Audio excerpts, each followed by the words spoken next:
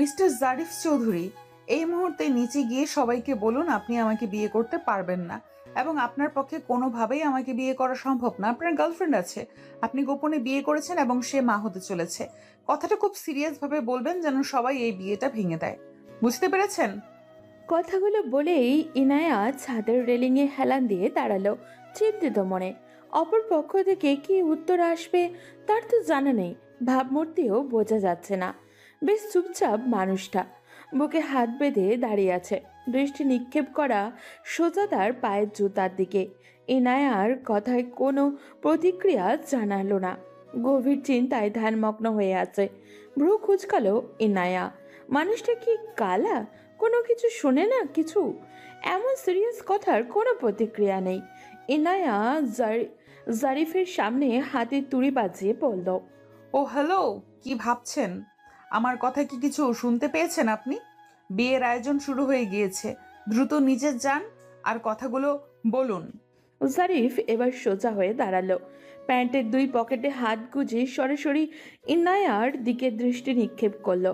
ইনায়ার মুখের দিকে ভালোভাবে তাকিয়ে বলল, আমি কানে কম শুনি না, জাস্ট বোঝার চেষ্টা করছি আপনি পাগল নাকি অসুস্থ মস্তিষ্কের। কথাটা ইনায়ার পেস্টেজে লাগলো। একটা ছেলে কিনা তাকে পাগল বলে অপমান করলো, সে আবার ভ্রু কুচকালো। কৌতূহলীর মুখে দাঁতে দাঁত চেপে প্রশ্ন ছুড়ল, আমাকে পাগল বা অসুস্থ মনে হওয়ার কারণ কি আপনার? কোন দিক থেকে আমাকে পাগল মনে হয়? জারি পায়ের সামনে থাকা জুসের বোতলে লাথি মেরে খানিকটা দূরে সরিয়ে দিয়ে ইনায়ার দিকে তাকিয়ে খুব সিরিয়াস ভাবে বলল, কোনো সুস্থ মানুষের কথাবার্তা তো এমন হওয়ার কথা নয়। আমার একটা মান সম্মান আছে, ওকে? আমি গিয়ে সবার মাঝে বলবো আমার গার্লফ্রেন্ড আছে, তাকে বিয়ে করেছি, সে প্রেগনেন্ট। এটা আদৌ পসিবল? তো এইসব না বললে বিয়ে ভাঙবে কিভাবে? অলরেডি বিয়ের সব তোড়জোড় শুরু হয়ে গিয়েছে, নিচে গেলেই বিয়ে হয়ে যাবে আমাদের। জারিফ ডান হাত প্যান্টের পকেট থেকে বের করলো, চুলে হাত বুলিয়ে ইনায়ার দিকে কিছুটা ঝুঁকে প্রশ্ন করলো। আপনি কি প্রেগনেন্ট? কথাটা শুনেই ইনায়ার মুখ হা হয়ে গেল, দুই ঠোঁট ফাঁকা হয়ে গেল। নীল আকাশে যেন ভেঙে তার মাথায় পড়ল। এমন ভয়ঙ্কর কথা সে জীবনেও শোনেনি। এই মানুষটা তো মারাত্মক ঠোঁট কাটা স্বভাবের। ছি, এত জঘন্য প্রশ্ন করলো কিভাবে? একদমই তো মেয়েদের সম্মান দিতে জানেন না দেখছি। ইনায়া বেশ ঝাঁঝালো কণ্ঠে বলল, কি বললেন আপনি? এত বড় ফালতু প্রশ্ন করলেন কিভাবে? হ্যাঁ, আপনি তো খুব খারাপ দেখছি। আপনি আমাকে এত বড় ফালতু প্রপোজাল দিলেন কিভাবে? হ্যাঁ, আপনি নিচে বলুন আপনার বয়ফ্রেন্ড আছে, তাকে গোপনে বিয়ে করেছেন, আর আপনি প্রেগনেন্ট। তাহলেই তো ঝামেলা মিটে যায়। এত কাহিনী করার তো কিছুই নেই। এইসব বললে কেউ বিশ্বাস করবে না, ভাববে আমি মিথ্যা বলছি, কারণ ওরা জানে আমার চরিত্র অনেক ভালো, তাই আপনাকে বলতে বলেছি, আপনার কথা বিশ্বাস করতে পারে। জারিফ ইনায়ার কথাবার্তা শুনে রীতিমতো যেন ভড়কে গেল। এই মেয়েটা এসব কি বলছে? আশ্চর্য তো, মেয়েটা কি সত্যি পাগল নাকি মাথায় গন্ডগোল আছে? না হলে এত উল্টোপাল্টা কথাবার্তা কেউ বলে নাকি? জারিফ আবারও সিরিয়াস মোডে বলল, আপনার চরিত্র ভালো, আর আমার চরিত্র কি খুব খারাপ যে আমার কথা বিশ্বাস করবে? দেখুন, আপনি একটা ছেলে, আপনি যাই বলুন না কেন কেউ প্রেশার দিবে না, কিন্তু আমার বিষয়টা আলাদা। আমি একটা মেয়ে, বিয়ে ভাঙার কথা কিছুতেই বলতে পারবো না। দেখুন, আমার পক্ষে কিছুই বলা পসিবল নয়। যা বলার নিজে গিয়ে বলুন, আর এখনই বলুন, যান। মেয়ে দেখলে মাথা ঠিক থাকে না, তাই না? আপনার ভাবসাব দেখে মনে হচ্ছে এই বিয়েতে সম্পূর্ণ মত আপনার, কিন্তু আমার মত নেই, বুঝতে পেরেছেন? আমার বয়ফ্রেন্ড আছে, অন্যের গার্লফ্রেন্ড বিয়ে করা কি খুব গর্বের কাজ? ইনায়ার কথা শুনে জারিফের মেজাজ বাজেভাবে বিগড়ে গেল, রীতিমতো আত্মসম্মানে লাগলো। সে চোয়াল শক্ত করে বলল, এক্সকিউজ মি, কি নাম যেন আপনার? আয়া, রাইট? শুনুন মিস আয়া, আমার কখনোই কল্পনাতেও ছিল না নিজের থেকে 3 গুণ বয়সী বড় কোনো মহিলাকে বিয়ে করতে হবে, কিন্তু আমার কপাল কতটা জঘন্য হলে একটা ছেলে হয়েও নিজের চেয়ে বয়সে বড় মহিলা বিয়ে করতে হচ্ছে, চিন্তা করুন। জারিফের কথা শেষ হতেই এনায়া অগ্নি চোখে জারিফের দিকে তাকিয়ে বলল, ও হ্যালো, আমার নাম ইনায়া নট আয়া, ক্লিয়ার? আর আপনি কোন আক্কেলে আমাকে আপনার থেকে 3 গুণ বয়সী বড় মহিলা বলছেন?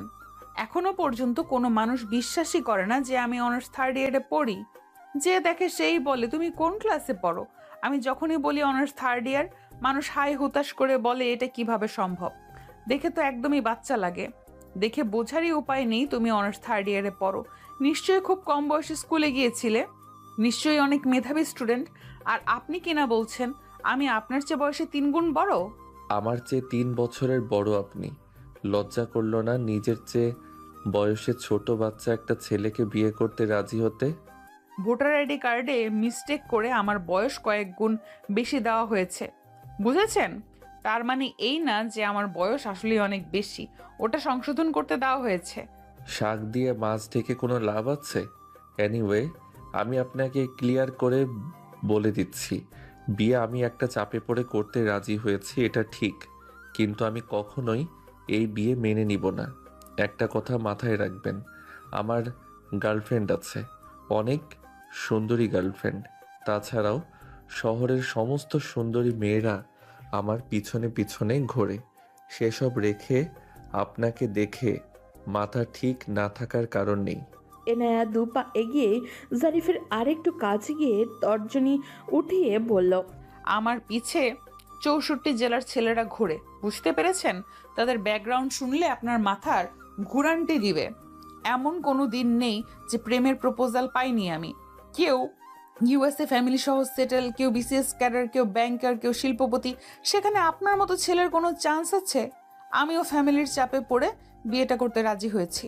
এনায়ার কথা শুনে জারিফ কপাল কুঁচকালো, ঠোঁট বাঁকিয়ে অন্যদিকে তাকালো, এমনভাবে ঠোঁট বাঁকালো যার মানে একটা কথাও বিশ্বাসযোগ্য নয়। এনায়ার আরও বেশি প্রেস্টেজে লাগলো। ছেলেটা মুখ বাঁকিয়ে তাকে অপমান করে দিল। এনায়া ভারী মুখভঙ্গি নিয়ে বলল, কি হলো, আপনি মুখ বাঁকালেন কেন?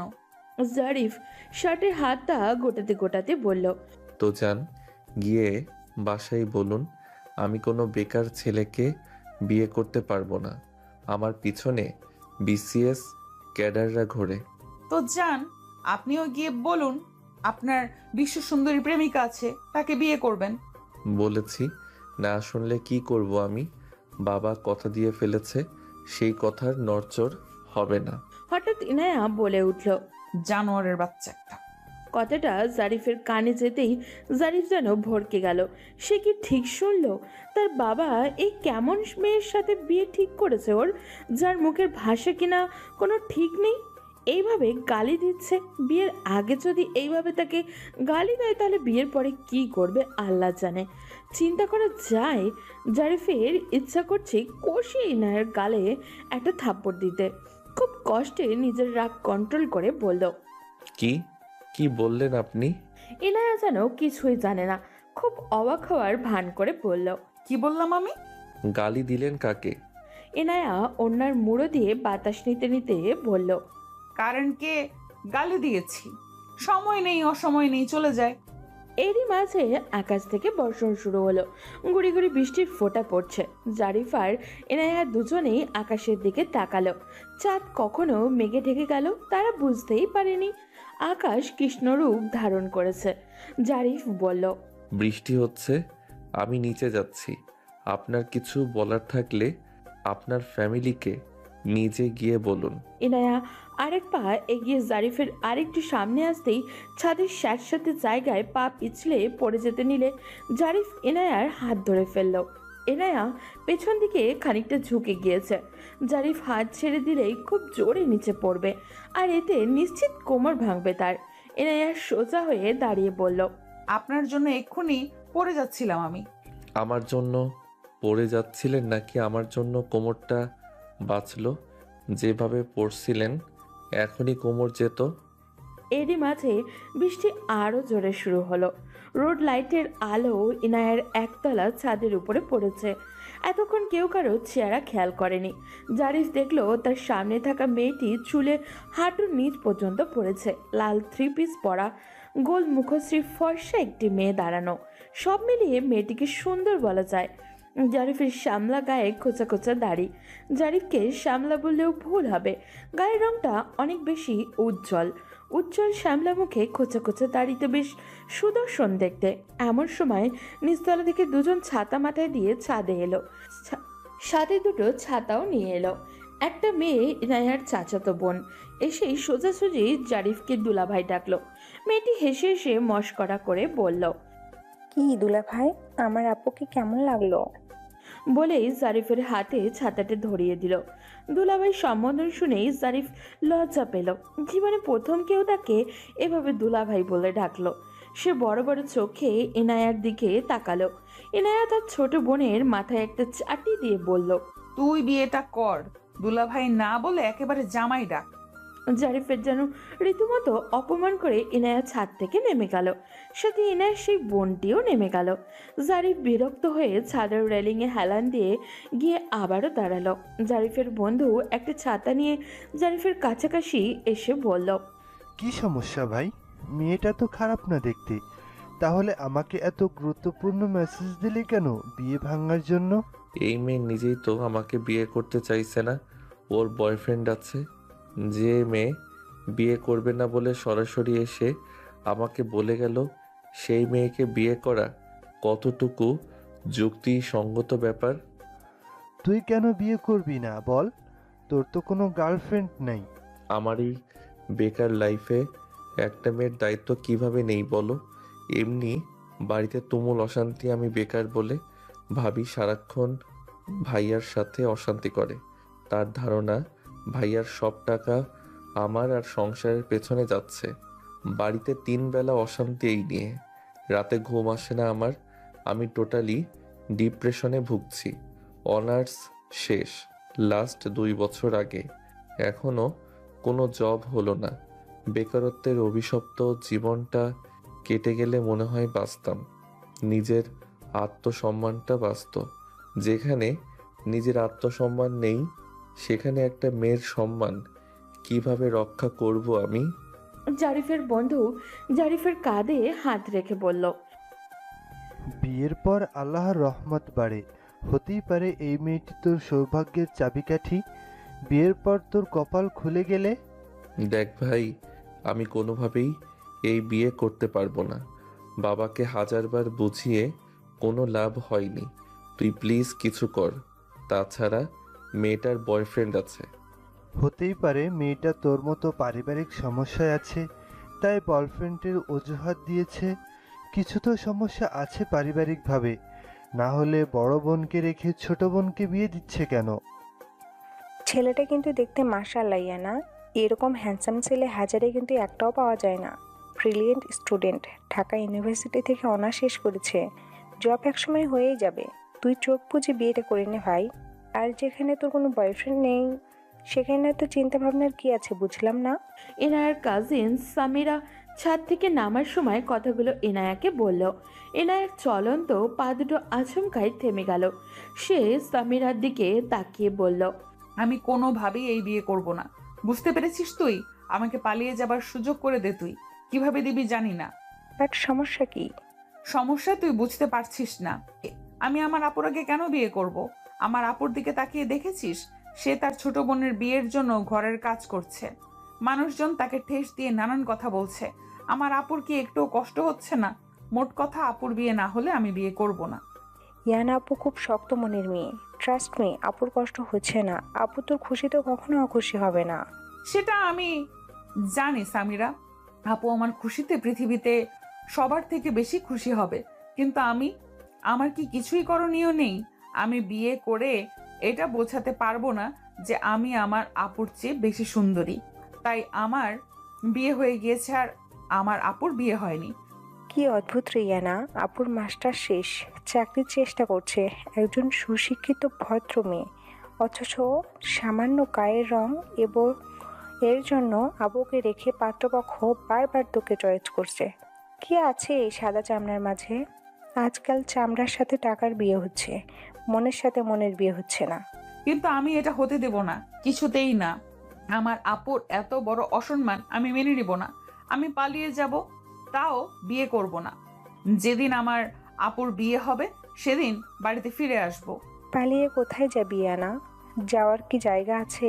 এতে তোর বাবার মান সম্মান আরও নষ্ট হবে। তুই পালিয়ে গেলে এই কেলেঙ্কারির জন্য আপুর চরিত্রেও এই তকমা লেগে যাবে। মানুষ বলবে ওর বোন পালিয়ে গিয়েছে, ওর চরিত্র আর কত ভালো হবে। তাহলে কি করব আমি? আমি এই মুহূর্তে বিয়ের জিনিসটাই মেনে নিতে পারছি না। আরেকবার চাচুকে বুঝিয়ে বললে হয়। চল আমার সাথে। তুই কিন্তু বাবাকে বলবি। সামিরা আর ইনায়া নিচে আসলো। বেশ খানিকটা রাত। ইনায়ার বাবা তার রুমে বসে টাকা গুনছে, কিছু কিনতে যাবে। এমন সময় সামিরা আর ইনায়া দুজনেই ইনায়ার বাবার রুমে প্রবেশ করলো।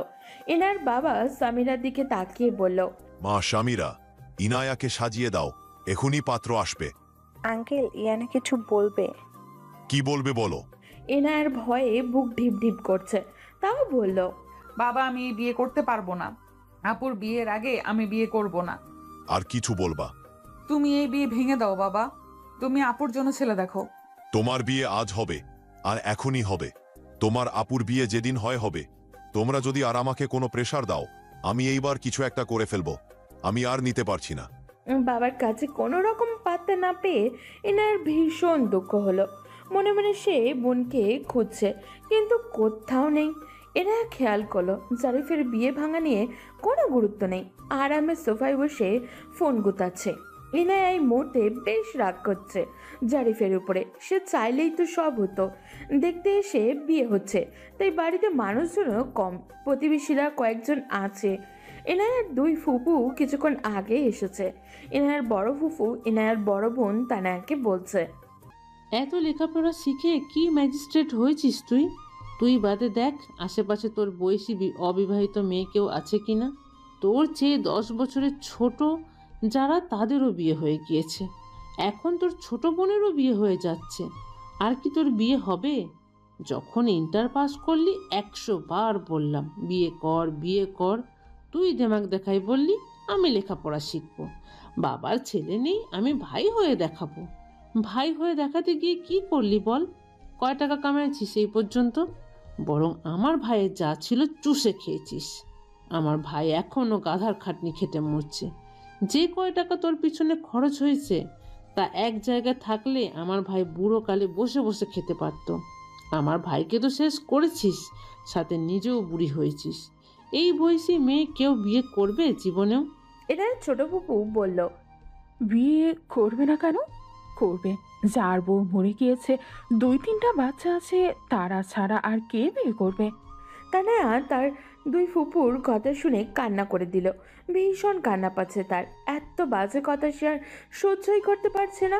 নীরবে চোখের পানি ফেলে যাচ্ছে শুধু।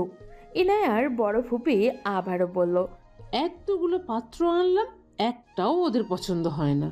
আরে বাবা, অন্যদের পছন্দ হবার আগে নিজের চেহারা তো আয়নায় দেখতে হয়। নিজের চেহারা না দেখে অন্যের চেহারা ভালো খারাপ বলতে লজ্জাও করে না।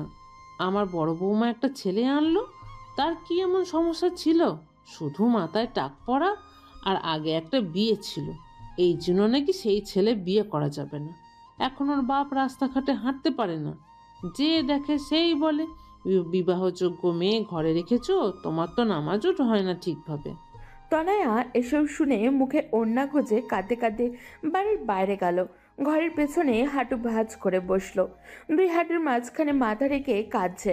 কষ্টে বুক ফেটে যাচ্ছে তার। শ্রাবণের ধারা বইছে, ঝুম বৃষ্টি শুরু হয়েছে। তনয়া আকাশের দিকে তাকিয়ে বলল, হে আল্লাহ, আর কত মানুষের কথা শুনবো আমি? আমি তো নিজে ইচ্ছে কালো হইনি। তুমি আমাকে সৃষ্টি করেছো গায়ের রং কালো দিয়ে। এই দোষ কি আমার? তাহলে কেন মানুষ আমাকে খারাপ কথা শোনায়? তুমি কি এসব কিছুই দেখো না? তুমি কি কিছুই শোনো না? হয় আমাকে একটা চাকরির ব্যবস্থা করে দাও, না হয় আমাকে দুনিয়া থেকে নিয়ে যাও। এই অভিশপ্ত কালো রং দিয়ে তুমি কাউকে সৃষ্টি করো না আল্লাহ। এখানে বসে কান্নাকাটি করে কি ছোট বোনটার বিয়ে ভাঙতে চাস মুখ পুরি? কোন দুঃখে কাঁদছিস? তোর আগে ছোট বোনটার বিয়ে হচ্ছে, তোর সহ্য হচ্ছে না তাই না? তোর মতো অপায়ার জন্য আমাদের ইনার বিয়েটা ভেঙে যাবে। শোন তনয়া, অনেক কষ্টে ইনার বিয়ে ঠিক করেছি। বড় বোন অবিবাহিত থাকলে মানুষ হাজারটা প্রশ্ন করে, কি জন্য বড় মেয়ে রেখে ছোট বোনের বিয়ে দেওয়া হচ্ছে? বড় বোন কি প্রতিবন্ধী নাকি চরিত্র খারাপ?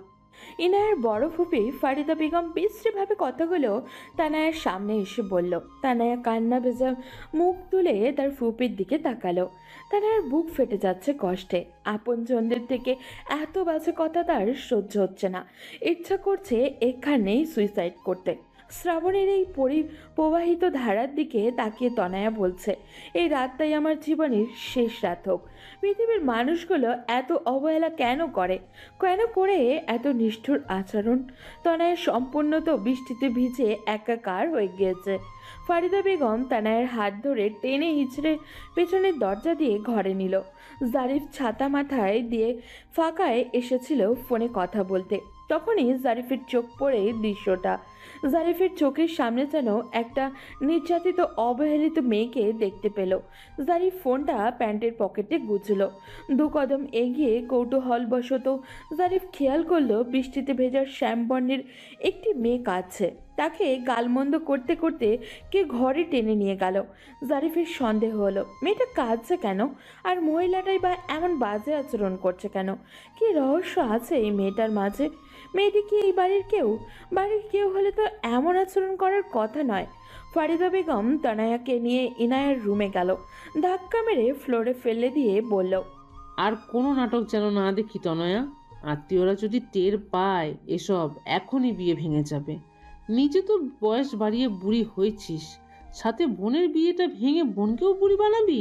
ইনায়া সাথে সাথে তনয়াকে ফ্লোর থেকে টেনে তুলল। চোখ দুটো রাগে জ্বলে যাচ্ছে তার। অগ্নি চোখে তার বড় ফুপির ফরিদার দিকে তাকিয়ে বলল, কি সমস্যা তোমার ফুপু? কেন রোজ রোজ আসো আর আপুর সাথে বাজে ব্যবহার করো? মানুষের কথা তো আর তোদের কানে যায় না। বাইরে গেলে মান সম্মান আমাদেরই চাই। বাপের বাড়ি আসার সময় একজন জিজ্ঞেস করে, শফিক মেয়ে বিয়ে দেবে না? ইনায়া তানায়ার হাত শক্ত করে চেপে ধরে বলল, মানুষ তো কত কিছুই বলে, তাই বলে তুমিও বলবা? তুমি না ফুপু হও? তুমি আপনজন হয়ে যদি এসব বলো তাহলে বাইরের মানুষ কি বলবে? আপনজন বলেই তো চিন্তা করি বলেই পাত্র নিয়ে আসি। কিন্তু তোমাদের তো নায়ক ছাড়া পছন্দ হয় না। সোনার আংটি কালোও ভালো। পুরুষ মানুষের একটা বিয়ে থাকলে সমস্যা কি? তারা খাটো হলে সমস্যা কি? মাথায় চুল না থাকলে সমস্যা কি? বয়স একটু বেশি হলেই বা সমস্যা কি? পুরুষ মানুষ হলেই হলো। চেহারা কি চেটে চেটে খাবি নাকি তোরা? একদম আজে বাজে কথা বলবে না ফুপু। আমার আপু কি একেবারে এমন পর্যায়ে চলে গিয়েছে যে তাকে এত নিচ দেখে বিয়ে দিতে হবে? আমার আপু একজন শিক্ষিত মেয়ে। এই এলাকার সব থেকে ভালো বিয়ে একদিন আমার আপুর হবে, একদিন চাকরিও হবে। তোমাদের এসব কথাবার্তার জন্য সেদিন লজ্জা পাবে। তোমার বোন ব্যারিস্টার হবে, বাড়িতে বসে অন্ন ধ্বংস ছাড়া আর কোনো কাজই তো দেখছি না আমি একটা ছেলে দেখেছি। তোমার বিয়ের পরেই তনয়ার বিয়ে দিব। তনয়ার এমনিই বয়স অনেক, বয়স্ক মেয়ে বিয়ে করতে চায় না কেউ, তাও আবার গায়ের রং কালো। আমার ভাতিজি আমারই তো পছন্দ হয় না, মানুষের কথা কি বলবো? এই পাত্র বিদেশ থেকে এসেছে, বিদেশে থাকাকালীন সময়ে বউ চলে গেছে, একটা 3 বছরের ছেলে আছে। বড় বাড়ির ছেলে, দেখতে অনেক ভালো। এতই যখন ভালো পাত্র, বিয়েটা তুমিই করো। যাও, নিজের জামাইকে রেখে এই পাত্রের সাথে তুমি বিয়ে করো। আমার আপু আমার বাবার টাকায় খায় পরে। তোমাদের অসুবিধাটা কোথায় বুঝি না। কত বড় বেয়াদব মেয়ে! মুখের জন্য শ্বশুর বাড়ি গিয়ে টিকতে পারবি না? যা মুখ হয়েছে না, ঠিক ওর মায়ের মতো হয়েছে। ওর মা 4 লাইন বেশি বুঝে বুঝে এই অবস্থা আজ সংসারের। আমরা ছিলাম বলে একটা ভালো ছেলের সাথে বিয়ে হচ্ছে তোর। সারা জীবন বলতে হবে ফুপু একটা কাজের কাজ করেছিল। এমন ছেলে এনেছো, ওই ছেলে তো বেকার।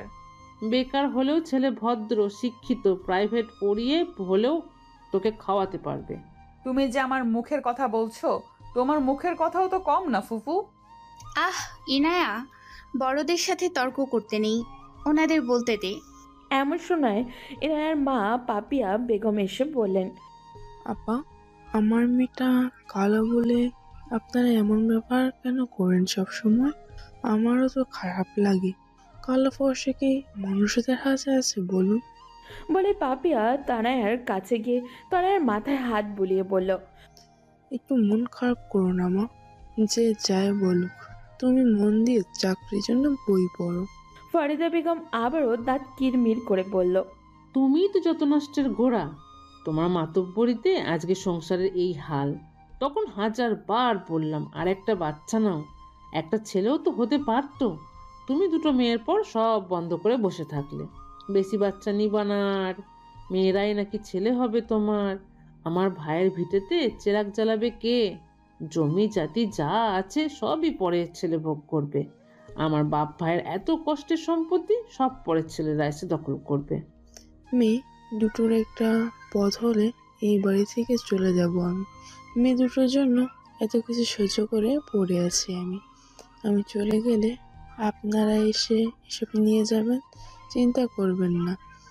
আমার বাপের বাড়ির লোকেরা আমাকে তাড়িয়ে দিবে না। ফারিদা বেগম রুম থেকে গটগট করে বেরিয়ে গেল। ইনায়া তানায়াকে জড়িয়ে ধরে কাঁদতে কাঁদতে বলল, আপু, আমি তোমার কোনো অসম্মান হতে দিব না। আমি বিয়ে করব না আপু। মানুষ তোমাকে খারাপ কথা বলবে, আমি তো সহ্য করতে পারবো না। তানায়া চোখের পানি মুছে বলল, আমাদের মাকে দেখ, কত শক্ত নারী, কত কিছু সহ্য করে আমাদের মানুষ করেছে। তার মেয়ে হয়ে আমরা সামান্যতে ভেঙে পড়বো কেন? জারিফ আড়াল থেকে কথাগুলো শুনল। কথাগুলো শুনে বুঝতে পারলো কেন ইনায়া বিয়েতে অমত করছিল। ইনায়ার ফুপুর কথাবার্তা জারিফের একটুও ভালো লাগেনি। সাথে তনয়ার জন্য খারাপ লাগলো ওর। বুকের ভেতরে কেমন জানি মোচড় দিয়ে উঠল। অজানা ব্যথা অনুভব হলো। সামান্য গায়ের রঙে কি সব। আধা ঘন্টা পর জারিফ আর ইনায়ার জন্য কাজে চলে এলো। ইনায়ার সিম্পল সাজগোজ, জারিফেরও শার্ট প্যান্ট পরা। আসলে আজ তারা বিয়ের উদ্দেশ্যে আসেনি। এনায়ার ফুপুর পরিচিত জারিফের বাবা কথা প্রসঙ্গে ইনায়ার ফুপুর কাছে ছেলে বিয়ে দেওয়ার কথা বলেতেন। তিনি তখন ইনায়ার ফুপু জারিফের বাবাকে ইনায়ার কথা বলে। যেই কথা সেই কাজ। জারিফের বাবা জারিফ আর জারিফের বন্ধু আর জারিফের মা আর মামাকে নিয়ে এসে ইনায়াকে দেখেই পছন্দ হয়। হুট করেই আজ বিয়ের সিদ্ধান্ত। জারিফ তখন থেকেই এক ধ্যানে বসে তনয়ার কথা ভাবছে। মেয়েটার মনে অনেক কষ্ট। পৃথিবীতে প্রতিটা মানুষই যার যার জায়গায় অসুখী। জারিফ তার বাবাকে আবারও বলল, বাবা, তুমি আবারও ভেবে দেখো, আমার এই বেকার অবস্থায় বিয়ে করাটা কি ঠিক হবে? তাহলে আমাদের রান্না করে খাওয়াবে কে? তোমার ভাবি চাকরি করে, তোমার মাকে রান্না করতে হয়। তুমি কি চাও আমরা এই বুড়োকালে না খেয়ে মরি? এই মেয়ে কি রান্না করে খাওয়াবে? খাওয়াবে, ওর ফুফুর সাথে কথা হয়েছে। বাড়িতে একটা রান্নার লোক নিচ্ছ, তাই তো? বাড়ির বউ নিচ্ছ না? বাড়ির মেয়ে নিচ্ছি, যে তার বুড়ো মা বাবাকে দেখবে। নিজের একটা মেয়ে থাকলে কি অন্য বাড়িতে বাবুর্চির চাকরি করতে পাঠাতে বাবা? স্রেফ আমার প্রশ্নের উত্তর দাও এবং এক বাক্য উত্তর দাও। ছেলের এমন প্রশ্নে খানিকটা বিব্রত বোধ করলেও নওশের আহমেদ চারিদিকে তাকালেন, কেউ তাদের কথাবার্তা শুনছে কিনা। চাপা কণ্ঠস্বরে বললেন, বিয়ের পরে প্রতিটা মেয়েই শ্বশুর বাড়িতে গিয়ে রান্না করে। তোমার মা কি রান্না করেছে না? এভাবেই তোমার বউও রান্না করবে। লেখাপড়া শিখেছো বলে কি নিয়ম কানুন সব উল্টে পাল্টে দিতে চাও নাকি? লেখাপড়া শিখেছি বলেই আমার বিবেকে বাঁচছে বাবা। আমার নিজেকে ধিক্কার দিতে ইচ্ছা করছে। আমি কি না এই বয়সে নিজের অমতে বিয়ে করেছি? এই যুগে এসেও পরিবারের চাপে বিয়ে করছি। বাংলা সিনেমার মতো বলে দিলে তোমাদের ঋণ শোধ করতে হলেও আমি যেন বিয়েটা করি, না হলে মানুষ তোমাকে বেইজ্জতি করবে। তোমার কি উচিত ছিল না একবার অন্তত আমার মতামত নিয়ে মেয়ের ফ্যামিলিকে কথা দেওয়া? আমি কি এখন ছোট আছি যে সব সিদ্ধান্ত তোমাদের কথা মতো নিতে হবে?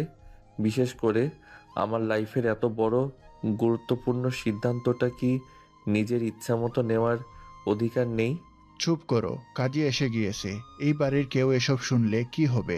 তোমার মতো বেকার ছেলের সাথে এত সুন্দর একটা মেয়ে, ভাবতে পারছো তুমি? বেকার ছেলের সাথে কি কেউ মেয়ে বিয়ে দিতে চায়? আমি খুব কষ্টে মেয়ের ফুফুকে এটা সেটা বলে মেয়ের বাবাকে রাজি করিয়েছি। আমাদের এলাকার সেরা সুন্দরী বউ হবে তোমার। বেকার কথাটা শুনেই জারিফের আত্মসম্মান যেন মাটির সাথে মিশে গেল। এই কথাটা রেগুলার তাকে শুনতে হয়।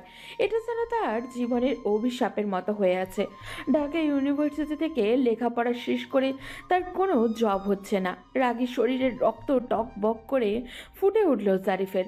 মানুষের মাঝে সিনক্রিয়েট করতে পারছে না। শুধুমাত্র বাবার মান সম্মান বাঁচাতে বিয়েটা করতে হচ্ছে ওকে। সে নিজেকে শান্ত করে বলল, আমি জানি আমি বেকার বাবা। এই বেকার লাইফে আমি কি কখনো বলেছি বিয়ে করব? তুমি বিয়ে ঠিক করলে আবার তুমি খোঁটা দিচ্ছ। কথা প্রসঙ্গে বললাম আর কি। মা বাবা সন্তানের খারাপ চায় না, এটা মাথায় রেখো। এখনই বিয়ে পড়ানো হবে। বিয়ের আগ মুহূর্তে ইনায়ার হবু শ্বশুর বাড়ি থেকে হাত, কান আর গলার গহনা দিয়ে ইনায়ার ফুপুর হাতে। ইনায়ার ফুপু ইনায়াকে গহনাগুলো পরিয়ে দিতে দিতে বলল, আমি আগেই ওদের বলেছিলাম মেয়েকে 3 প্রকার গহনা দিতে হবে, ঠিক তাই দিয়েছে। বোঝাই যাচ্ছে ফ্যামিলির অবস্থা অতটাও খারাপ নয়। ইনায়ার হলো রাজকপাল। সাউথ থেকে এক প্রতিবেশী বলে উঠল। ইনায়ার যে সুন্দর চেহারা, রাজকপাল ছাড়া আর কি হবে শুনি। সাইড থেকে এক প্রতিবেশী বলে উঠল। এরই মাঝে কাজে চলে এলো।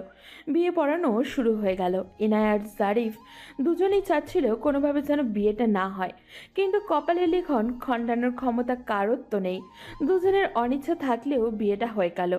কবুল বলতেই ইনায়ার আধা ঘন্টা সময় লেগে গেল। কবুল বলার সাথে সাথেই পাল্টে যাবে তাদের পুরো জীবন। চারিদিক থেকে সবার অনুরোধে ইনায়া কবুল বলল। কবুল বলে চিৎকার দিয়ে কেঁদে দিল ও। এই বিয়ে নিয়ে ইনায়ার কত স্বপ্ন ছিল। আগে তার আপুর বিয়ে হবে, আপুর বিয়েতে প্রচুর সাজগোজ করবে, অনেক মানুষ আসবে। নিজের বিয়ে নিয়ে কি প্ল্যান করে রেখেছিল ও? বিয়ের 7 দিন আগে থেকে বাড়িতে একটা বিয়ে বিয়ে আমেজ থাকবে। নাচে গানে আর আনন্দে মুখরিত হবে চারপাশ। আর যার সাথে বিয়ে হবে সে হবে একজন রাজপুত্র। ইনায়াকে ভীষণ প্রায়োরিটি দিবে।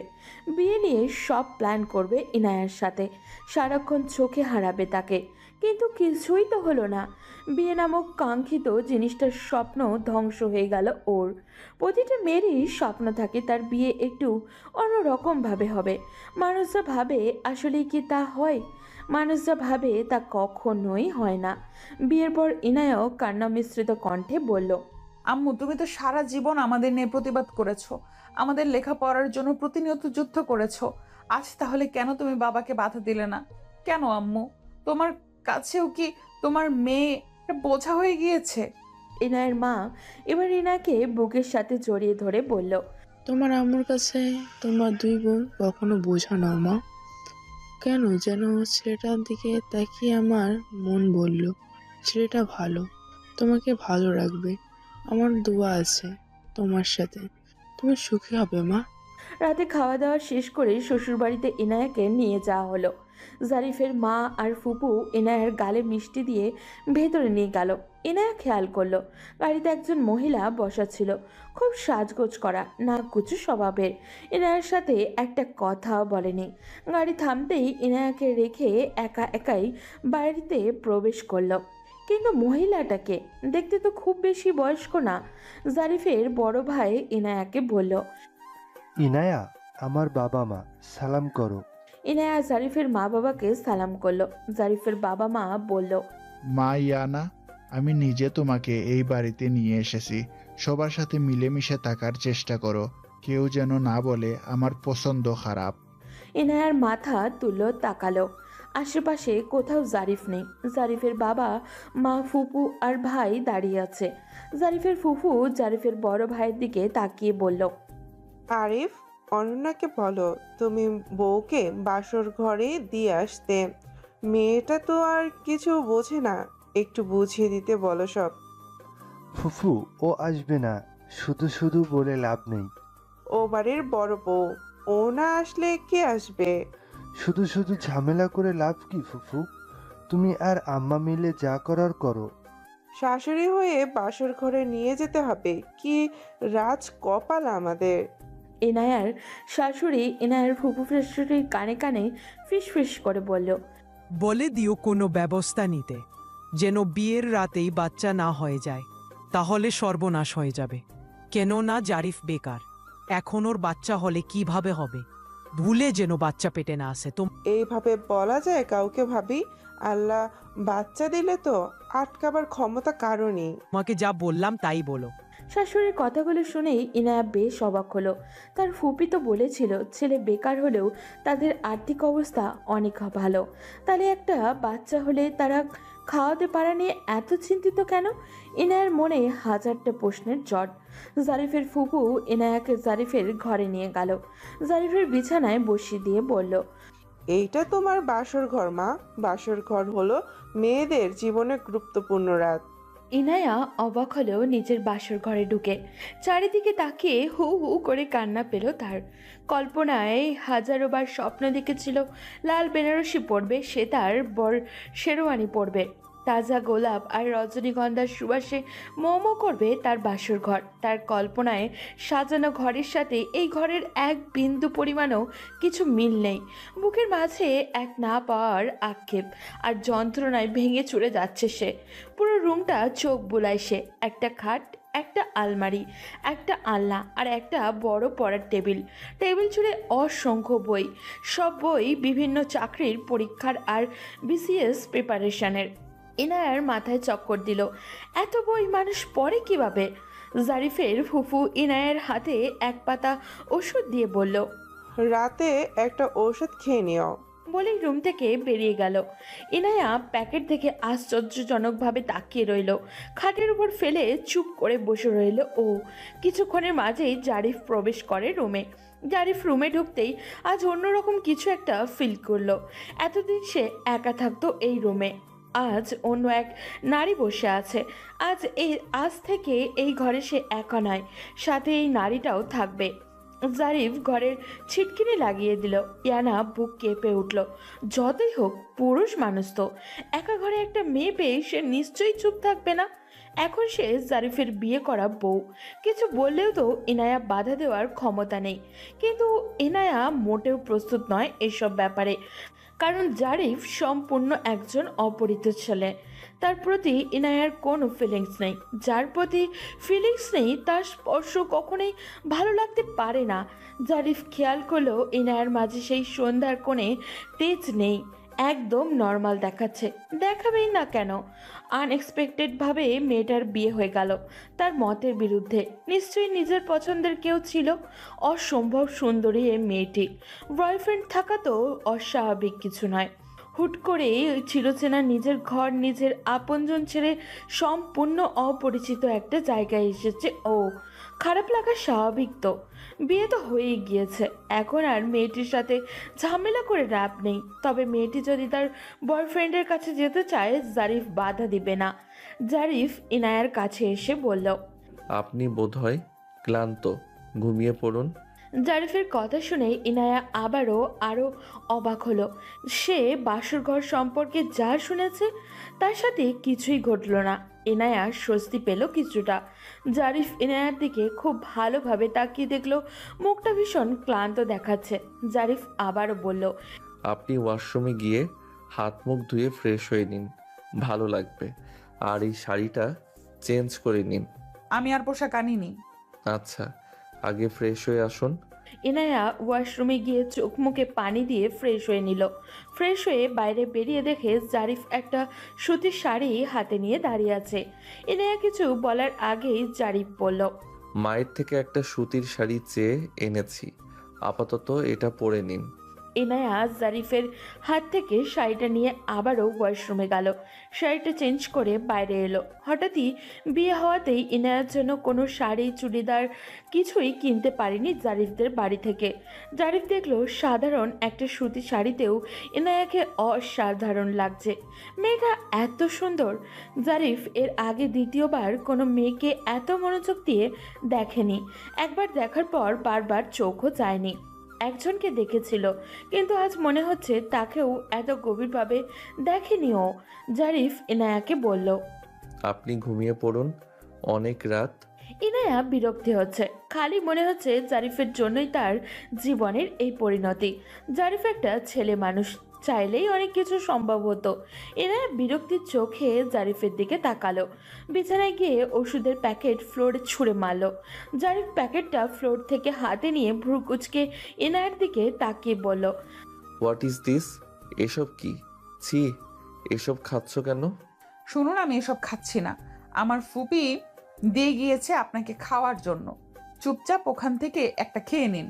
জারিফের দুই ঠোঁট কিঞ্চিত ফাঁকা হলো। মেয়েটা এসব কি বলছে? সে কি সত্যি পাগল নাকি? জারিফ স্ট্যাচু হয়ে দাঁড়িয়ে রইল। তার অনুভূতি ঠিক কী এই মুহূর্তে তা বোঝা যাচ্ছে না।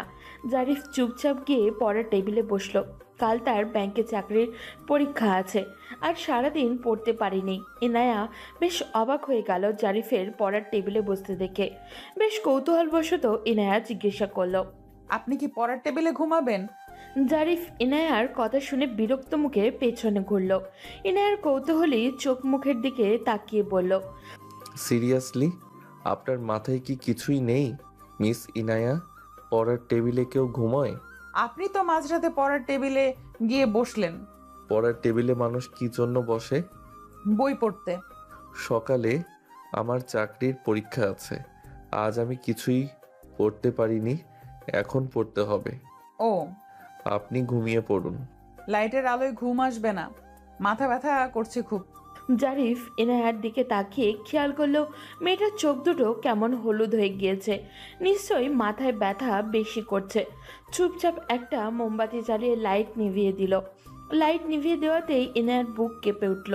সে খেয়াল করলো রুমের চারিদিক হালকা লালচে আলোর আভা, যা তার চোখের উপর পড়ছে না। জারিফ মোমবাতি জ্বালিয়ে খুব মনোযোগ সহকারে বই পড়ছে। ছেলেটা যে বই পড়ায় খুব মনোযোগী ইনায়ার বুঝতে বাকি নেই। এনার চোখে ঘুম নেই, মন আর মস্তিষ্কে হাজারটা প্রশ্ন ঘুরপাক খাচ্ছে। জীবনে কি এমন পাপ করেছিল সে? জীবনটা এত বিশ্রী হলো কেন তার? মানুষ বলতো ইনায়া দেখতে সুন্দরী কোনো এক রাজকুমার এসে বিয়ে করে নিয়ে যাবে। এই কেমন বিয়ে আর কেমন রাজকুমার? আজকের পর থেকে যদি কেউ বলে সুন্দরীদের পেছনে তাকাতে হয় না, আমি বলবো ভুল। শুধুমাত্র সুন্দরী হলেই এ জীবনে সুখী হওয়া যায়, এটা ভুল কথা। সুখ, শান্তি আর বিয়ে এমন জিনিস, এটা একমাত্র ভাগ্যের উপরেই নির্ভর করে। ইনায়া ভাবতে ভাবতে ঘুমিয়ে গিয়েছে। ঘুম ভাঙল সকাল 7টায়। ইনায়ার ফুপু শাশুড়ি ইনায়ার গায়ে হাত দিয়ে ইনায়াকে ডাকলো। ইনায়ার বুক ধরফর করে উঠল। দ্রুত শোয়া থেকে উঠে বসলো। তাকিয়ে দেখলো রাতে ওষুধ দিয়ে যাওয়ার সেই মহিলা। মহিলাটি অমায়িক হাসি দিয়ে বলল, আমি জারিফের ফুপু, তোমারও ফুপু হই মা। ইনায়া ঘাড় কাত করে সম্মতি জানালো। ইনায়া খেয়াল করলো তার গায়ে একটা কাঁথা দেওয়া, কিন্তু গতকাল রাতে সে তো কাঁথা নিয়ে ঘুমায়নি। তাহলে কি জারিফ তার গায়ে কাঁথা দিয়ে রেখে গিয়েছে? ইনায়া পড়ার টেবিলে তাকিয়ে দেখলো জারিফ নেই। জারিফের ফুপু বলল, হাত মুখ ধুয়ে বাইরে এসো মা। ইনায়া চুপচাপ ওয়াশরুমে চলে গেল। গিয়ে আয়না দেখতে বেশ সারপ্রাইজ হয়ে গেল। আয়নায় একটা টিপ দিয়ে কাগজ লাগানো, সেখানেই লেখা আছে, আমি বেরিয়ে যাচ্ছি, আপনি ঘুম থেকে উঠলে আমাকে পাবেন না। আজ আমার পরীক্ষা, ফিরতে রাত হবে। এই বাড়িতে সবাই আপনার অপরিচিত। আনিজি লাগবে জানি, তবুও খাবার খেয়ে নেবেন। ইনায়া চিঠিটা পড়ে অনেক বেশি সারপ্রাইজ হলো। একটা অজানা মানুষের প্রতি এত যত্ন ইনায়া আগে দেখেনি। মানুষটা মনে হয় খুব একটা খারাপ না, সহানুভূতি আছে। ইনায়া ফ্রেশ হয়ে বাইরে গেল। আশপাশের কয়েকজন বউ দেখতে এসেছে ওকে। ইনায়া বারান্দার চেয়ারে বসে আছে। মানুষ বিভিন্ন ধরনের প্রশ্ন করছে, ইনায়া উত্তরও দিচ্ছে। এভাবে সারাদিন কেটে গেল। ঝাঁকে ঝাঁকে মানুষ এসে বউ দেখার পালা। ওদিকে আজ তনয়ার একটা চাকরির পরীক্ষা ছিল। সন্ধ্যার খানিক আগেই পরীক্ষা শেষ করে বাড়িতে ফিরেছে। গ্রামের পরিচিত এক দাদা বলল, কি ব্যাপার তয়না, বড় বোন রেখে ছোট বোনকে বিয়ে দিলে? তোমার কি শ্বশুর বাড়ি যেতে হবে না? তনয়া অমায়িক হাসি দিয়ে বলল, যাব শীঘ্রই। বয়স কত হলো? 30 কি ছাড়িয়েছে? না, 27। ওই তো একই কথা। এখন আর বিয়ে করে কি লাভ আছে তোমার? যৌবন তো শেষ প্রায়। পুরা যৌবন এভাবে কাটিয়ে দিলে রাতে ঘুম হয় তোমার? আমার তো একদিন বউ কাছে না থাকলে মাথা ঠিক থাকে না। আর তুমি 27 বছর কিভাবে কাটিয়ে দিলে? পার্কে টার্কে যাও নাকি? লজ্জা আর অপমানে তনয়ার শরীর রিড়ি করতেছে। এই লোকটাকে জুতো খুলে মারতে ইচ্ছা করছে তনয়ার। ছলছল চোখে নিয়ে তনয়া মুখভঙ্গি স্বাভাবিক রেখে বলল, কত মানুষ তো বিয়ে করে না, তাদের কি জীবন কাটে না? আমাকেও না হয় সে দলেই ধরুন। আরে কি বলো? তোমার জন্য আমি আছি না? কাউকে না পেলে আমার ঘাড়ে ওঠো। আচ্ছা ঠিক আছে। আমি কিন্তু ইয়ার্কি করলাম, কিছু মনে করো না। মাঝে মাঝে কিছু মানুষ মজার ছলে এত বাজে কথা আমাদের বলে যায় যার প্রতিবাদও করা যায় না, আবার ইগনোরও করা যায় না। বাধ্য হয়ে চুপচাপ সহ্য করতে হয়। তনয়া আরও খানিকটা এগোতেই একজন মহিলা বলল, তোমার ছোট বোনের নাকি বিয়ে হয়েছে? জি। তুমি কি এইভাবে পড়ে থাকবে নাকি? ছোট বোনের বিয়ে হয়ে গেল আর তুমি বসে আছো? কেউ গোছানো আছে নাকি? আমি চাকরির জন্য অপেক্ষা করছি। বিয়ের পর কি চাকরি করা যায় না, নাকি কেউ জুটছে না? শোনো, বয়স তো কম হয়নি, দিন যাবে আর চেহারা খারাপ হবে। মোটামুটি ছেলে পেলেও বিয়ে করে নাও। যেখানে তোমার বিয়েতে ছোট বোন আনন্দ করবে, সেখানে তুমি একমাত্র মেয়ে যে কিনা ছোট বোনের বিয়ে খাচ্ছ। আমার মেয়ে তোমার 10 বছরের ছোট, তারও তো দুটো বাচ্চা। ভালো তো। তনয়া কাউকে কিছু বলতে পারে না।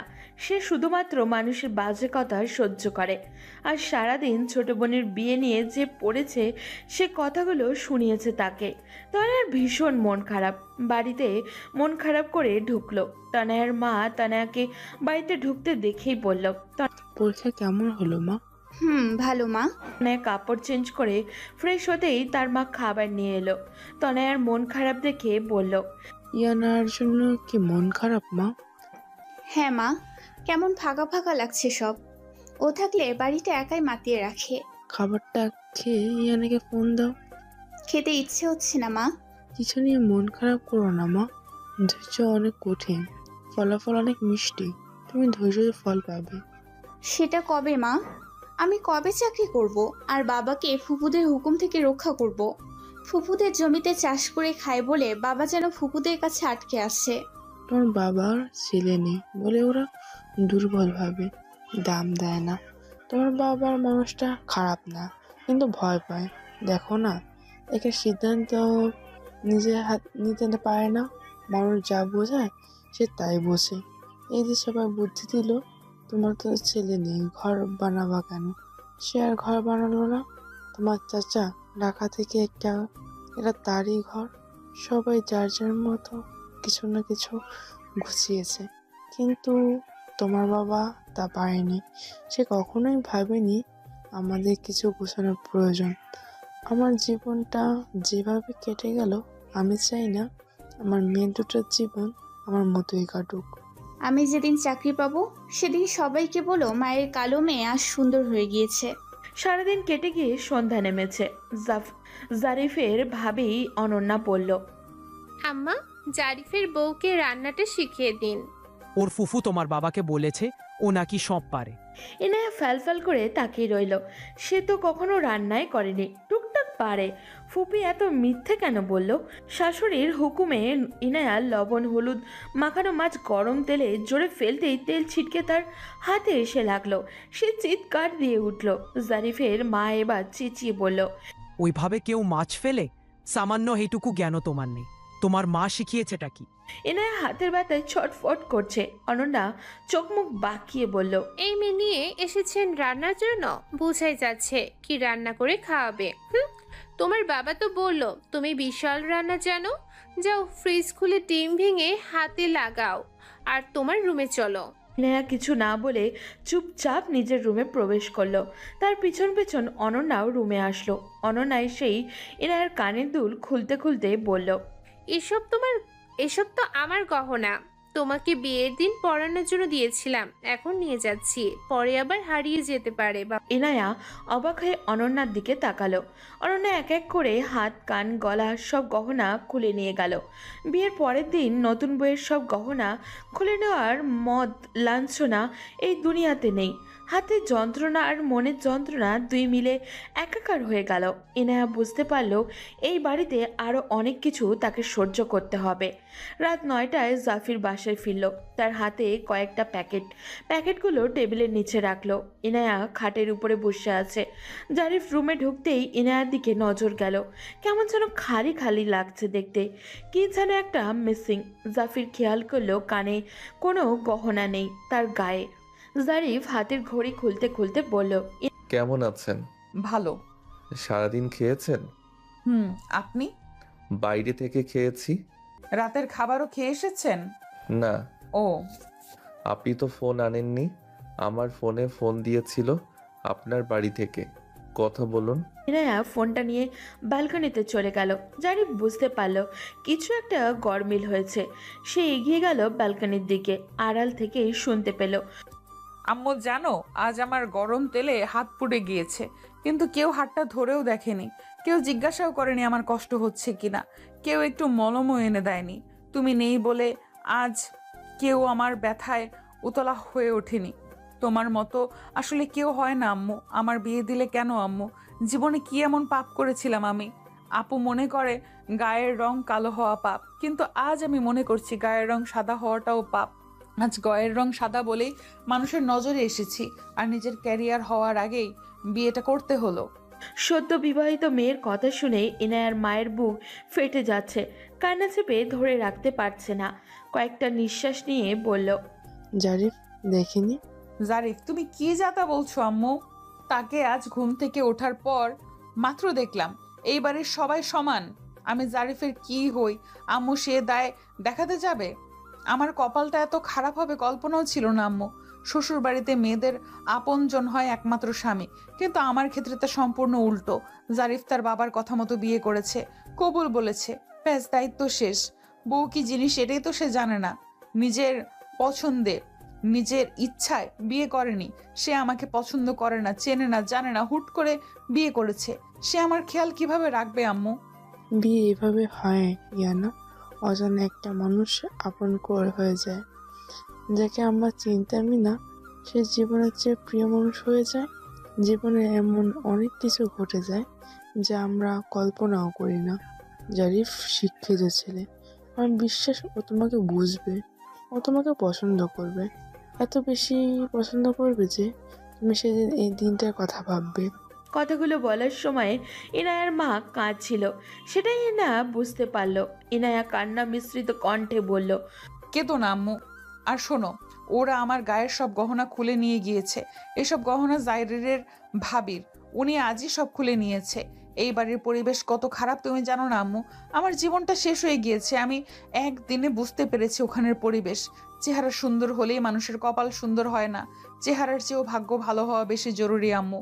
এরা আমাকে এনেছে শুধু বাড়ির কাজ করানোর জন্য। ওরা ফিস ফিস করে বলা বলি করছিল আমাকে আর পড়তে দিবে না। এমনকি আমার শাশুড়ি আজই বলে দিয়েছে আমি যেন 3 বেলা রান্না করি, সংসারটা গুছিয়ে রাখি।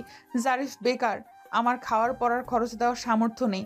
জারিফের চাকরির আগ পর্যন্ত যেন আমি আমার বড় জায়ের সাথে মানিয়ে চলি। যে যা বলে তাই যেন শুনি। সে চাকরি করে, সংসারে টাকা দেয়, বড়লোকের মেয়ে। আজ দুপুরে আমাকে সব বুঝিয়ে দিয়েছেন এইভাবে। এমন হলে আমি জারিফ আর ওর ফ্যামিলির সাথে কথা বলবো। বিয়ের আগে তো এসব কথা ছিল না। এর চেয়ে আমাকে মেরে ফেললে না কেন? এই বাড়িতে আমার কোনো সম্মান নেই আম্মু। কথাগুলো যেন জারিফের হৃদয় ছুঁয়ে ছুরির মতো বিঁধল। এনায়া ছলছল চোখ জারিফকে ক্ষত বিক্ষত করলো। নিজেকে ধিক্কার দিতে ইচ্ছা করছে। সে একজন ব্যক্তিবান পুরুষ, এনায়া তার স্ত্রী। এনায়ার এত বড় অপমান সে মেনে নিতে পারছে না। এনায়া তো জোর করে এই বাড়িতে আসেনি, বরং সে বিয়ে করতে রাজি ছিল না। সবাই প্ল্যান করে মেয়েটার সব স্বপ্ন শেষ করে দিল। নিজের পরিবার যে এমন জারিফ সেটা জানতো, তাই বিয়ে তো করতে রাজি ছিল না। নিজের পরিবারের মানুষ এই অন্যায় জারিফ মেনে নিবে না। রাগে ফুঁসতে ফুঁসতে নিজের মায়ের ঘরে গেল। ঘরে ঢোকার আগেই জারিফের কানে এলো। জারিফের বড় ভাবি জারিফের আম্মাকে বলছে, আম্মা, জারিফ তো টিউশনি করে। আমরা তো আর এতদিন ওর কাছে টাকা পয়সা চাইনি, কিন্তু এখন থেকে জারিফকে বলবেন ও যেন সংসারে টাকা দেয়। শুনেছি আমার যা বেতন ওর 4 চেয়ে বেশি টিউশনি করে থেকে ইনকাম পায়। জারিফ তখনই রুমের ভেতরে প্রবেশ করলো। নিজের মায়ের দিকে অগ্নিরূপে তাকিয়ে বলল, মা বাবা কোথায়? কেন বাবা? এখানে ডাকো, কথা আছে। জারিফের চিৎকার শুনে ইনায়া রুম থেকে বেরিয়ে বারান্দায় দাঁড়ালো।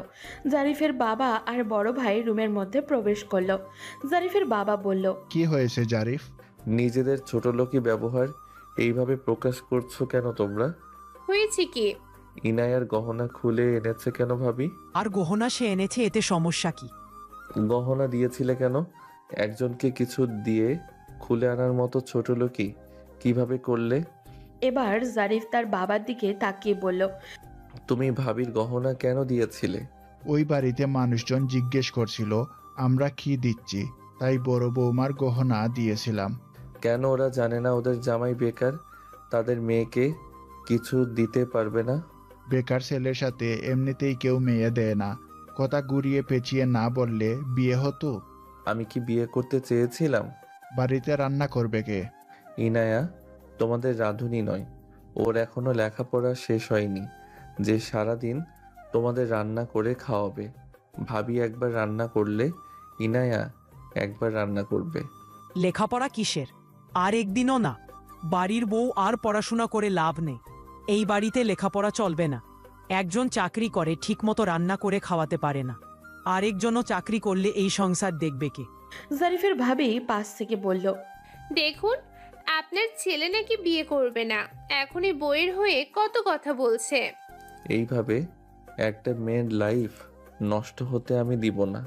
তোমরা একটা সহজ সরল পরিবারকে ঠকিয়ে তাদের মেয়ের জীবন নষ্ট করতে চাইছো। লেখাপড়া করবে, খরচ দিবে কে? তোমার খরচই তো আমাদের চালাতে হয়। আমার খরচ এখন আমিই চালাই, আর ইনায়াকে লেখাপড়া আমি করাবো। বাবা, বইয়ের লেখাপড়া চালাবে? মানুষ ন্যাশনাল ইউনিভার্সিটি থেকে পড়ে জব পেয়ে যাচ্ছে, তুমি ঢাকা ইউনিভার্সিটি থেকে পড়ে কি করলে? হ্যাঁ, 1 টাকাও এই বাড়ি থেকে তুমি আর পাবে না। তোমার ভাইয়াকে বলে দিব, আর এই মাস থেকে তুমি বাড়তি টাকা দিবে সংসারে। এতদিন তুমি ফ্রিতে খেয়েছো, এখন তোমার বউ আছে, দুজনে খরচ কে দিবে শুনি? হ্যাঁ, তোমার টিউশনির টাকা কি করো তুমি এত? হ্যাঁ, তুমি তো অনেক টাকা ইনকাম করো। এই সংসারে আমরা টাকা দিতে দিতে নিজেদের জন্য কিছুই জমাতে পারছি না, এখন থেকে আর পারবো না দিতে, বলে দিলাম। আমাকে জোর করে বিয়ে দিয়ে ভালোই খেল খেললে। একটা নিষ্পাপ মেয়েকে এনে ওর গহনাও খুলে নিলে, কিছুদিন পরে নিতে। এত যখন দরদ, তুমি বানিয়ে দাও। হ্যাঁ দিব। আমার বউয়ের পা থেকে মাথা পর্যন্ত গহনা থাকবে, না হলে আমার নাম জারিফ নয়। আমি আমার ভাগ্য মেনে নিয়েছি। আমি জানি আমার কপালে ওই মেয়ে ছিল, তাই যেভাবেই হোক বিয়েটা হয়েছে। আর বিয়ে যখন হয়েছে, ওর প্রতি কোনো দায়িত্বের অবহেলা আমি করব না। আজ আমি বেকার, সময়টা খারাপ যাবে, কিন্তু এই দিন দিন না, দিন একদিন পাল্টে যাবে। আর খাওয়ার খোঁটা দিলে আমার বউ আমার টাকাই খাবে, প্রয়োজনে একবেলা খাবে, তবুও তোমাদের কিছু খাবে না। বলেই জারিফ রুম থেকে বেরিয়ে গেল। এনার ছলছল চোখ দুটো শীতল হলো, মনের মাঝে কি যেন এক শান্তি পেল। এমন শান্তি সে আগে পায়নি। জারিফ যখন তাকে আমার বউ বলছিল, তখন বুকের মাঝে কম্পন হচ্ছিল। জারিফ তার মা বাবার রুম থেকে বেরিয়ে গেল। এনায়া রুমে চলে গেল। জারিফের কয়েকটা কথা এনায়ার সব দুঃখ ভুলিয়ে দিল। যেন হঠাৎই বৃষ্টির মতো এক পশলা প্রেম এনায়ার হৃদয়ে দোলা দিল। যত্নই বোধ হয় একমাত্র ভালোবাসার অস্ত্র। জারিফের আনা প্যাকেটগুলো ইনায়া খুলল। সেখানে 4টা 3 পিস, সাথে কিছু কসমেটিক্স। ইনায়া বুঝলো এগুলো জারিফ এনেছে। ইনায়া অপেক্ষা করছে জারিফের জন্য। জারিফ এলে সে আর খারাপ ব্যবহার করবে না। কিছুক্ষণের মাঝেই জারিফ রুমে এলো। সোজা ইনায়ার কাছে গিয়ে কোনো অনুমতি ছাড়াই ইনায়ার হাতটা ধরে বলল, দেখি হাতটা। ইনায়া হাতটা মেলে দিল। দেখতেই জারিফের বুকের মাঝে জ্বলন উঠল। ইস, হাতটা তো পুড়ে গিয়েছে একদম। জারিফ একটা মলম হাতে লাগিয়ে দিতে দিতে বলল, তোমাকে আর রান্নাঘরে যেতে বললে যাবে না। আর 7 দিন এই বাড়িতে থাকবো আমরা। এই 7 দিন তোমাকে রান্না করতে বললে তরকারিতে লবণ বেশি দিবে, মরিচ বেশি দিবে, রাঁধুনি বানানোর শখ মিটিয়ে দিব। আমি কিছুই বলতে যাব না। ভেবো না আমি কখনো তোমাকে প্রশ্ন করব কেন এমন করলো। আর হ্যাঁ, আমি জানি আমাকে তোমার পছন্দ নয়, তোমার বয়ফ্রেন্ড আছে, তোমার অমতে বিয়ে হয়েছে। তুমি চাইলে সেখানে যেতে পারো, তবে এখনই যেও না, মানুষ খারাপ বলবে। আমি বাসা নিব 7 দিনের মাঝে। আমি বেকার, তবে টিউশনই আছে, সমস্যা নেই, চালাতে পারবো। হয়তো একটু কষ্ট হবে। এনার চোখে আবারও ছলছল করে উঠল। এমন একটা মানুষই তো সে চেয়েছিল জীবনে। তার আম্মুর চোখ এত নিখুঁত হলো কিভাবে? এনার ইচ্ছা করছে এখনই জারিফকে জড়িয়ে ধরে বলতে, মাত্র একটা দিনে আমার মন চুরি করে নিয়েছেন মশাই। আমি তো আপনাকেই ভালোবাসি। কিন্তু লজ্জায় বলতে পারল না। ঠোঁটের কোণে মৃদু হাসি নিয়ে বলল, আমার কোনো বয়ফ্রেন্ড নেই। সেদিন বিয়ে করব না বলে মিথ্যা বলেছিলাম। মিথ্যা বলেছিলে কেন? আমাকে পছন্দ হয়নি নাকি বেকার বলে? আমার না হয় এই সমস্যা ছিল, কিন্তু আপনার তো গার্লফ্রেন্ড আছে। আচ্ছা, বুঝলাম। আমারও গার্লফ্রেন্ড নেই। আমি তো জানি আমার ফ্যামিলি কেমন, তাই বেকার অবস্থায় বিয়ে করতে চাচ্ছিলাম না। তাছাড়া এত সুন্দরী একটা মেয়ে আমার মতো কালো ছেলের সাথে মানায় নাকি? আপনি কালো কোথায়? আপনি হ্যান্ডসাম খুব। জীবনে প্রথমবার কেউ এভাবে প্রশংসা করলো। কেউ আগে বলেনি? না। বিশ্বাস হচ্ছে না। হাতে কি খুব ব্যথা হচ্ছে? এখন কোনো ব্যথা নেই। ইনায়া, আমি জানি তুমি বেটার কিছু ডিজার্ভ করো। তুমি সুন্দরী মেয়ে। আমার মতো বেকার ছেলে আসলে তোমার যোগ্য নয়। যে কোনো কারণেই হোক তুমি আমার ভাগ্যে ছিলে, তাই আমার জীবনে এসেছো। বিয়ে আল্লাহর সিদ্ধান্তে হয়। যা হয়েছে সব ভুলে আমরা একসাথে জীবনটা পাড়ি দিতে পারি। আমি দীর্ঘদিন ডিপ্রেশন আর মানসিক অশান্তিতে আছি। একটা বেকার ছেলের জীবন কতটা অভিশপ্ত তুমি বুঝবে না। প্রতিনিয়ত মানুষ জিজ্ঞেস করে কবে চাকরি হবে তোর। ফ্যামিলি থেকে প্রেশার, জানি না কবে চাকরি হবে। এর মাঝে তুমি এলে জীবনে। আমি তোমার কোনো শখ পূরণ করতে পারলাম না। এই ব্যর্থতা নিয়ে বাঁচবো কিভাবে? ইনায়া জারিফের হাতটা ধরে বলল, আমার কিছু লাগবে না। আপনার সাথে আপনার মত করে আপনার মতো করে জীবনটা কাটিয়ে দিতে চাই। তবে আপনার অনেক ভালো চাকরি হবে। আমি সত্যি একদিন রাজরানী হব। আপনার এই বেকার জীবনের সঙ্গী হতে আমার আপত্তি নেই। আজ দুঃখটুকু ভাগ করে নিতে চাই, পরে না হয় সুখটুকু ভাগ করব। কোনো মেয়ে যে এত সহজে কারো বেকারত্ব মেনে নিতে পারে, তোমাকে না দেখলে জানতাম না। তুমি আমার অনুপ্রেরণা ইনায়া। আমি আমার জীবনের সর্বোচ্চ চেষ্টা এইবার করব। তোমার হাত ধরে যেন বলতে পারি, তোমার অনুপ্রেরণায় আজ আমি বিসিএস ক্যাডার। ইনায়া নিজের অজান্তেই জারিফের বুকে মুখ লোকালো। জারিফ মুচকি হেসে ইনায়াকে জড়িয়ে নিল। এরপর কেটে গেছে লম্বা একটা সময়। জারিফকে আজ খুব অস্থির দেখাচ্ছে, কিন্তু কি নিয়ে ইনায়া সেটা জানে না। বিবাহের আজ 2 বছর পূর্ণ হলো।